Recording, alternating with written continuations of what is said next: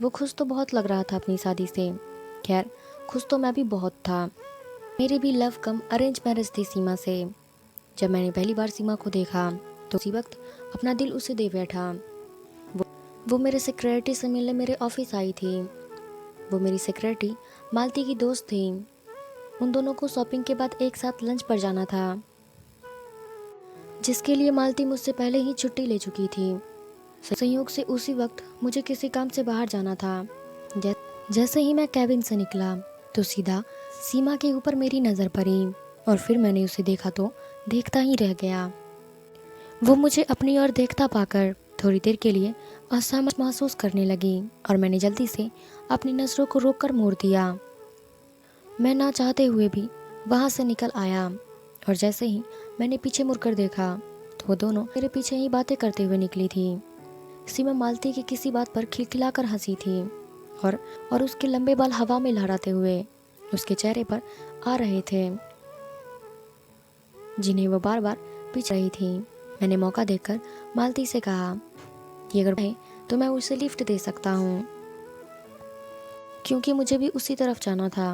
मैंने झूठ बोला, लेकिन उस तरफ नहीं जाना था जिस तरफ उनका प्रोग्राम था। के हाथ मजबूरन होकर मैंने उसे कहा था।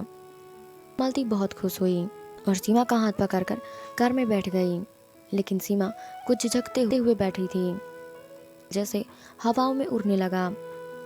व्यू मिरर से मैं उसे देखता ही जा रहा था। उसी दिन फैसला कर लिया था कि मैं अपना जीवन साथी सिर्फ और सिर्फ सीमा को ही बनाऊंगा। मैं उसकी मोहब्बत में इस तरह कैद हो चुका था कि मुझे सब्र भी ना हो सका था।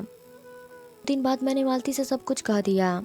मेरी बात सुनकर बहुत खुश हो गई और उसी दिन ने बताया कि सीमा एक लोअर मिडिल क्लास फैमिली से ताल्लुक़ रखती है, जॉब करके अपने माँ बाप और अपने छोटे भाई बहनों की देखभाल करती है। मालती मुझे उसके बैकग्राउंड से कोई मतलब नहीं पसंद है। आप मुझे बताएं कि कब मैं उसके घर जा सकता हूँ। मैंने पूछा तो उसने बहुत जल्द ही बताने का वादा किया और इसी तरह कुछ दिन के बाद मैं अपनी माँ को लेकर उसके घर चला गया, जहाँ हमारा बड़े अच्छे से स्वागत किया गया और पहली मुलाकात में ही रिश्ता मंजूर कर लिया गया। मेरी खुशी का तो कोई ठिकाना ही नहीं रहा था। माँ भी तैयारी में जुट गई थी, क्योंकि वो मेरे साथ नहीं रहती थी। अपने घर के सिवा कहीं भी दिल नहीं लगता था।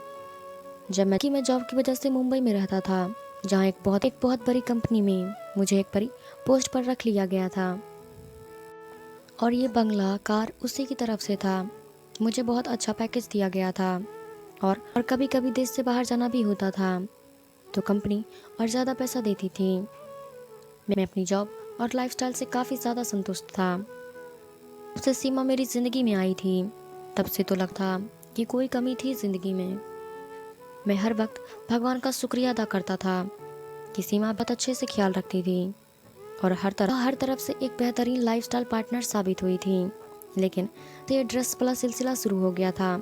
मेरी तो रातों की नींद ही हराम हो गई थी। अब तब तो मैं सीमा से बात भी नहीं कर पाता था। जाने को कहती तो मुझे बहुत गुस्सा आता था। चिल्ला उठा, सारा दिन मायके जाने की बात सोचती रहती हो।